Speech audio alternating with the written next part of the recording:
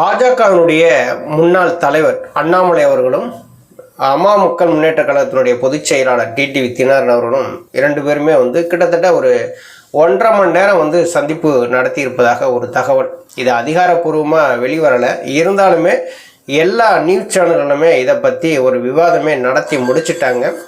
அங்கே நடந்தது என்ன அப்படிங்கிறத நம்ம பார்த்தாகணும் இல்லையா? அனைவருக்கும் வணக்கம். தொடர்ந்து ஆதரவளித்தவர் அனைத்து அன்புள்ளங்களுக்கும் மிக்க நன்றி. ஃபர்ஸ்ட் டைம் இந்த சேனலை நீங்கள் பார்க்குறீங்க அப்படின்னா சப்ஸ்கிரைப் பண்ணி பாருங்கள். வாங்க வீடியோக்குள்ளே போகலாம். பாஜகனுடைய முன்னாள் மாநில தலைமை அண்ணாமலை அவர்களும் டிடிவி தினகரன் அவர்களும் கிட்டத்தட்ட 1.5 மணி நேரம் சந்தித்து பேசினதா ஒரு தகவல். இது அதிகாரப்பூர்வமாக எந்த ஃபோட்டோக்களும் எதுவுமே வெளிவரலை. அதிகாரப்பூர்வமாக வெளிவந்தால் இது பேசும் பொருளாக மாறி இருக்கிறாது. இப்போ அண்ணாமலை அவர்கள்ட்ட செய்தியாளர் கேட்டிருப்பாங்க, நாங்கள் நீண்ட நாள் நண்பர்கள், அதனால் நாங்கள் சந்தித்து பேசணும் அப்படின்னு சொல்லியிருப்பாங்க.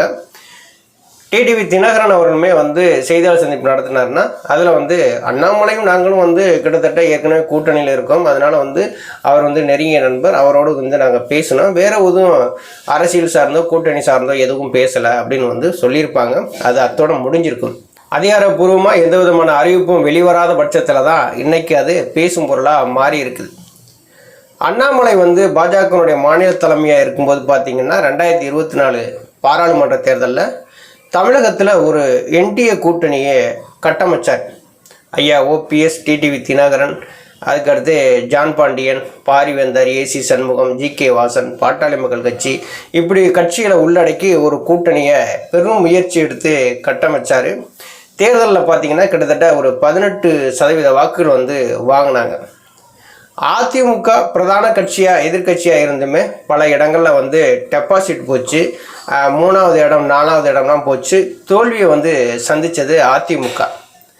ஆனால் இன்றைக்கி பாஜகனுடைய தலைமையாக அண்ணாமலை இருக்கிற வரைக்கும் கூட்டணிங்கிற பேச்சுக்கு இடமே இல்லை அப்படிங்கிற மாதிரி எடப்பாடி பழனிசாமி இருந்தார். இப்போ எடப்பாடி பழனிசாமி 2024 பாராளுமன்ற தேர்தலுக்கு முன்னாடி பிஜேபியோட கூட்டணியில் இருந்தார். அவர் விலகி வரும்போது என்ன சொன்னார், பிஜேபியோட கூட்டணி வச்சதுனால சிறுபான்மையினரோட வாக்கு எங்களுக்கு கிடைக்கல அப்படின்னு சொன்னார். அது வெளியில் வருவதற்காக அவர் சொன்ன ஒரு நொண்டிச்சாக்கு தானே தவிர அது உண்மை அல்ல. அண்ணாமலையினுடைய அந்த நெருக்கடியை அவரால் தாங்க முடியலை. அண்ணாமலையை மொத்தத்தில் எடப்பாடி பழனிசாமிக்கு பிடிக்கலை. ஏன் பிடிக்கல அப்படின்னா, கொங்கு மண்டலத்துக்குள்ளேயே நமக்கு எதிராக ஒரு பெரிய ஒரு அரசியல் தலைவர் உருவாகிடுவாரோ அப்படிங்கிற ஒரு பயம். எடப்பாடி பழனிசாமிக்கு எப்போதுமே அடுத்தவங்களை பார்த்து பயந்தே தான் இவர் இப்படி இருக்கிறார். எதையும் பயப்படாமல் துணிச்சலாக ஒரு வேலையை செஞ்சார் அப்படின்னா நல்லாயிருக்கும். ஓபிஎஸ் கட்சிக்குள்ளே வந்தால் நம்ம இடம் பறிபோயிருமோ அப்படிங்கிற பயம்.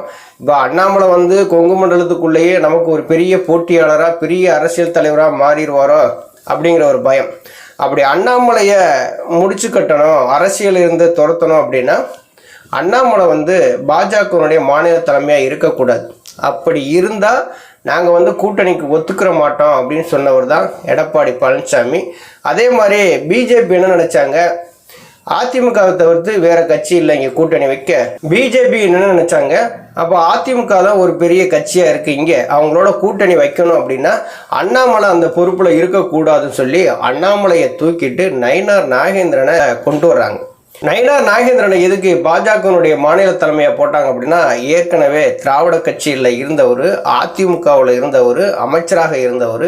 எடப்பாடி பழனிசாமி அவர் நெருங்கிய நண்பர்கள். இந்த கூட்டணிக்குள்ளே எந்த விதமான பிரச்சனையும் ஏற்படாது, தொகுதி உடன்பாடுகளாக இருக்கட்டும், தேர்தல் பரப்புரைகளாக இருக்கட்டும், கொஞ்சம் சுமூகமாக இருக்கும். அதுக்காக அண்ணாமலையை தூக்கிட்டு நயினார் நாகேந்திரனை உள்ளே கொண்டு வந்தாங்க. நயினார் நாகேந்திரன் வந்ததுன்னு பார்த்தீங்கன்னா, அண்ணாமலை கட்டமைச்சு வச்ச அந்த தமிழகத்தினுடைய என்டிஏ கூட்டணி உடைச்சிட்டாரு நயினார் நாகேந்திரன். இப்போ அந்த கூட்டணிக்குள்ளே யார் யார் இருக்காங்கிறீங்க, ஒருத்தருமே கிடையாது. ஐயா ஓபிஎஸ் அவர்கள் வெளியே வந்துட்டாங்க, டிடிவி தினகரன் அவர்களும் வெளியில் வந்துட்டாங்க. தேவையில்லாமல் எடப்பாடி பழனிசாமி பேசுனதுனால அந்த கூட்டணியிலிருந்து ஜான் பாண்டியன் அவர்களுமே விலகி வந்துட்டாங்க. இப்போ அதிமுக பிஜேபி 2 பேரும் கூட்டணி வச்சிருக்கிறாங்க. ஆனால் அதிமுக தலைமையில் என்டிஏ கூட்டணி இல்லை. என்டிஏ கூட்டணிக்குள்ள ஓபிஎஸ் டிடிவி தினகரன் இப்படியான ஆட்கள்லாம் வெளியில் வந்த உடனே பிஜேபி ஒரு கட்சி, அதிமுக ஒரு கட்சி, 2 பேரும் சேர்ந்து ஒரு கூட்டணி வச்சிருக்கிறாங்க, அவ்வளவுதான். அண்ணாமலை வந்து ஏற்கனவே எடப்பாடி பழனிசாமியை பேசியிருக்கிறார். எப்படி 2026க்கு பின்னாடி அதிமுகங்கிற கட்சியே இல்லாமல் ஆக்கிடுவார் எடப்பாடி பழனிசாமி அப்படின்னு சொல்லியிருக்கிறாரு. எடப்பாடி பழனிசாமி அரசியலை பொறுத்தவரை ஒரு தற்குறி அப்படின்னு சொல்லி பேசியிருக்கிறார். பதிலுக்கு வந்து எடப்பாடி பழனிசாமி அண்ணாமலையை பார்த்து அவர் வந்து துரோகத்தின் மொத்த உருவம் அப்படின்னு வந்து சொல்லியிருக்கிறார். எடப்பாடி பழனிசாமியை தலைமையை நம்பி யாரும் போக மாட்டாங்க, எடப்பாடி பழனிசாமியை ஒரு கூட்டணி கட்சி தலைவராக கூட நாங்கள் ஏற்றுக்கிறல அப்படின்னு சொல்லி அண்ணாமலை கடுமையாக வந்து விமர்சனம் பண்ணவர் தான். இப்போ அந்த அண்ணாமலை வந்து பாஜகவுடைய மாநில தலைமையிலிருந்து நீக்கிட்டு நயினா நாகேந்திரனை போட்ட உடனே எடப்பாடி பழனிசாமிக்கு ரொம்ப வசதியாக போச்சு. எடப்பாடி பழனிசாமி நினைக்கிறத நயினா நாகேந்திரன் அதை செஞ்சு முடிக்கிறார். இப்போ நயினார் நாகேந்திரனுக்கும் அண்ணாமலைக்குமான ஒரு போர், மறைமுக போர் வந்து நடந்துக்கிட்டே இருக்குது. ஒரு பனிப்போர்னு சொல்லுவாங்கள்ல, அது மாதிரி ஒன்று நடந்துக்கிட்டே இருக்குது. அண்ணாமலையுமே வந்து அவர் கையில் இருக்கக்கூடிய வார் ரூம் வச்சுக்கிட்டு இங்கே புதிதாக வந்த நயினார் நாகேந்திரனையும் வந்து ஒரு மறைமுகமான ஒரு சாடல் வந்து இருக்குது. அண்ணாமலைக்கும் நயினார் நாகேந்திரனுக்கும் பிடிக்கலைங்கிறது நல்லா தெரியுது. நயினார் நாகேந்திரன் என்ன சொன்னார், எதுவுமே வந்து தனியாக ஒரு வார் ரூம் வச்சு நடத்திக்கிட்டு கட்சியில் எதுவுமே பண்ணக்கூடாது அப்படின்னு வந்து சொன்னார். ஆனால் தனியாக ஒரு வார் ரூம் மாதிரி வச்சுக்கிட்டு அண்ணாமலைக்குன்னு ஒரு விசுவாசமாக இருக்கக்கூடிய ஆட்கள் இருக்கத்தான் செய்கிறாங்க. எந்த இடத்துலையுமே வந்து டிடிவி தினகரன் அவர்கள் எடப்பாடி பழனிசாமி நாங்கள் முதலமைச்சர் ஆக்குவதற்கு நாங்கள் பாடுபடுவோம் அப்படின்னு வந்து சொல்லவே கிடையாது. டிடிவி தினகரன் அவர்கள் சொன்னது என்ன அப்படின்னா, அமித்ஷா அவர்கள் வந்து யாரை வந்து கூட்டணி வேட்பாளராக முதலமைச்சர் வேட்பாளராக அறிவிக்கிறாங்களோ அதை நாங்கள் ஏற்றுக்குருவோம் அப்படின்னு சொன்னார். ஆனால் அதை எங்களால் அதை ஏற்றுக்கொள்ளும் பட்சத்தில் நாங்கள் ஏற்றுக்கிறோம் அப்படின்னு தான் வந்து சொன்னார். இப்போ எடப்பாடி பழனிசாமி முதலமைச்சர் ஆக்குவதற்கு நாங்கள் வந்து தயாராக இல்லை. துரோகத்தை எதிர்த்து தான் அம்மா மக்கள் முன்னேற்ற கழகங்கிற ஒரு கட்சியை ஆரம்பித்தோம். அந்த துரோகத்தை நாங்கள் வந்து தோளில் தூக்கி சுமக்கிறதுக்கு நாங்கள் ஒன்றும் ஏமாளிகள் இல்லை. இனிமேல் நாங்கள் வந்து என்டிஏ கூட்டணிக்குள்ளே வருவதாக இருந்தால் நாங்கள் வந்து எடப்பாடி பழனிசாமி முதலமைச்சர் வேட்பாளர் இருக்கிற வரைக்கும் நாங்கள் உள்ளே வரமாட்டோம் அப்படின்னு வந்து சொன்னாங்க. அதையே தான் ஐயா ஓபிஎஸ் அவர்களுமே வந்து அந்த கருத்தை வந்து வரவேற்று பேசினாங்க. மத்திய உள்துறை அமைச்சர் அமித்ஷா அவர்கள் கூட வந்து பிஜேபியினுடைய அந்த பூத் கமிட்டி மாநாடு நடந்துச்சு திருநெல்வேலியில், அங்கே வந்து கலந்துக்கிட்டார். அப்போ அண்ணாமலையும் வந்து அந்த இடத்துல என்ன சொன்னார், எடப்பாடி பழனிசாமி முதலமைச்சர் ஆக்குறதுக்காக நம்ம வந்து பாடுபடணும், இன்னும் 8 மாத காலங்கள் தான் இருக்குது அப்படின்னு சொல்லி பேசினார். அந்த இடத்துல அண்ணாமலை வந்து பேசினதை ஊடகங்கள் வந்து எடப்பாடி பழனிசாமி முதலமைச்சராக்குறதுக்கு அண்ணாமலையே வந்து பேசிட்டாரு அப்படின்னு வந்து சொன்னாங்க. அந்த இடத்துல அதை பேசித்தான் ஆகணும். எடப்பாடி பழனிசாமியை எந்த காலத்திலையும் முதலமைச்சர் வேட்பாளராக அண்ணாமலையும் ஏற்றுக்கிற மாட்டார், முதலமைச்சராக்குறதுக்கு இவர் பாடுபடவும் மாட்டார். அந்த இடத்துல அதை பேசித்தான் ஆகணும். அண்ணாமலை தூங்கி கிடக்கும்போது கூட எடப்பாடி பழனிசாமி முதலமைச்சர்னு சொல்லி எதுவும் வந்து கனவு கண்டா கூட டப்புன்னு எந்திரிக்கக்கூடிய ஆள் அண்ணாமலை. ஆனால் அவர் வந்து எடப்பாடி பழனிசாமி முதலமைச்சராகிறதுக்கு பாடுபடுவாரா? இப்போ என்டிஏ கூட்டணிக்குள்ள ஏகப்பட்ட குளறுபடிகள் வந்து இருக்குது. மத்திய உள்துறை அமைச்சர் அமித்ஷா அவர்கள் 3 முறை தமிழகம் வந்திருக்கிறாங்க. ஒரு முறை வந்து பிரதமர் நரேந்திர மோடி அவர்களுமே வந்து தமிழகம் வந்திருக்கிறாங்க. ஒரு கூட்டணிக்குள்ளே இருக்கக்கூடிய ஒரு தலைவராக ஓபிஎஸ் அவர்களை சந்திக்கவே கிடையாது.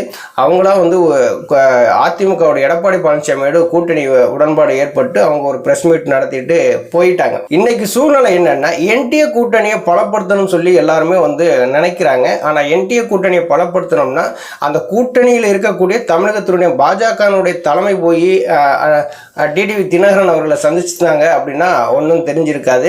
ஒரு கூட்டணி சார்ந்து அவங்கெல்லாம் பேச போகிறாங்க அப்படின்ட்டு. இன்னைக்கு அண்ணாமலை அவர்கள் போய் டிடிவி தினகரன் அவர்கள்ட்ட போய் 1.5 மணி நேரம் சந்தித்து பேசுகிறாங்க அப்படின்னா இதில் ஒரு அரசியல் உள்நோக்கம் இருக்குது அப்படிங்கிறது தெளிவாக தெரியுது. அண்ணாமலைக்கும் பிஜேபி தலைமைக்குமான ஒரு முட்டல் மோதல் வந்து போய்கிட்டு இருக்கு, மறைமுகமாக போய்கிட்டு இருக்கு. அமித்ஷா அவர்களுடைய அந்த செயல்பாடுகள் புறம் நயினார் நாகேந்திரன் மூலம் நடக்கிறதுனால அண்ணாமலை வந்து அவங்க யாருமே வந்து கண்டுக்கிறல, இது பொறுப்புகளும் வந்து கொடுக்கல. தமிழகத்தில் பாஜக இருக்குது, இளைஞர்கள் வந்து பாஜக உள்ள வந்திருக்காங்க அப்படின்னா அண்ணாமலையினால தான் வந்தாங்க. இன்னைக்கு அண்ணாமலைக்கு வந்து எந்த விதமான ஒரு முன்னுரிமையும் கிடைக்காதனால அவங்களை நம்பி அண்ணாமலை நம்பி பிஜேபிக்கு வந்தவங்க பூராமே வேறு திசையை நோக்கி நகர ஆரம்பிச்சிட்டாங்க. இப்போ அண்ணாமலைக்கு வந்து ஒரு மத்திய அமைச்சர் போஸ்ட் கொடுக்கணும்னாங்க, அதுவுமே இல்லை. ஒரு தேசிய அளவில் ஒரு பொதுச் செயலாளர் கொடுக்கணும்னாங்க, அதுவும் வந்து கொடுக்கல. இதுவரையிலும் வந்து மௌனமாகவே இருக்குது பாஜகனுடைய மேலிட தலைமை. இதனால விரக்தியில் இருக்கக்கூடிய அண்ணாமலை என்ன பண்ணுறாரு, டிடிவி தினகரன் அவர்களோடு எப்படியாவது நம்ம வந்து பேசணும் அப்படின்னு சொல்லி அவர் ஏற்கனவே செய்தியாளர் சந்திப்பில் வேற சொல்லியிருந்தார் அண்ணாமலை. நாங்களும் டிடிவி தினகரன் நெருங்கிய நண்பர்கள், நாங்கள் எப்போது வேணாலும் பேசுவோம் அப்படின்னு சொன்னாங்க. அதே மாதிரி ஒரு நடந்திருக்குது. ஆனால் 2 பேரும் சேர்ந்து என்ன எடப்பாடி பழனிசாமி முதலமைச்சராக்கிறதுக்காக பேசியிருப்பாங்க? அது கிடையாது. நமக்கு வந்து எப்படியாவது எடப்பாடி பழனிசாமியை வீழ்த்தணும், அதுதான் நமக்கு வந்து முக்கிய குறிக்கோள். அதை நோக்கி நம்ம பயணிக்கணுங்கிற மாதிரி தான் அவங்க 2 பேருமே வந்து பேசி இருப்பாங்க. ஏன்னா எடப்பாடி பழனிசாமி முதலமைச்சராக்கிறதுக்கு டிடிவி தினகரனும் பாடுபட மாட்டார், அண்ணாமலையும் பாடுபட மாட்டார். இப்படி இருக்கும்போது ஒரு கூட்டணி விட்டு வெளியேறின டிடிவி தினகரன் அவர்களை இன்னைக்கு அண்ணாமலை போய் சந்திக்கிறாரு அப்படின்னா இதில் யாரோடைய கட்டுப்பாட்டில் அண்ணாமலை இருக்கிறாரு அப்படின்னு தெரியுதுல்ல. யாரோட கட்டுப்பாட்டில் அண்ணாமலை இருக்கிறாரு? அண்ணாமலை யாரோடைய கட்டுப்பாட்டிலையும் கிடையாது. அவர் தனிச்சு தான் செயல்படுறாரு. பிஜேபியினுடைய கட்சியினுடைய நிகழ்ச்சிகளை கூட அண்ணாமலைக்கு வந்து அழைப்பு விடுக்கிறதில்ல, அவரை வந்து புறக்கணிச்சிட்டு இருக்காங்க. டிடிவி தினகரன் அவர்களும் அண்ணாமலை அவர்களுமான சந்தித்த இந்த சந்திப்பு பார்த்தீங்கன்னா எடப்பாடி பழனிசாமியை வீழ்த்துவதற்கான ஒரு வியூகத்தை அமைச்சிருப்பாங்க அப்படின்னு தான் எல்லாருமே வந்து எதிர்பார்க்குறாங்க. அண்ணாமலைக்கு வந்து பிஜேபிலையும் வந்து சரியான ஒரு முன்னுரிமை கொடுக்கல, இதில் தனியாக கட்சி ஆரம்பிக்கலாமா அப்படிங்கிற எண்ணத்திலையும் அண்ணாமலை இருப்பதாக ஒரு செய்திகள் வந்து பரவுது. பார்ப்போம் நாளை அரசியல் எப்படி இருக்குது அப்படிங்கிறத பொறுத்திருந்து பார்ப்போம். நன்றி, வணக்கம்.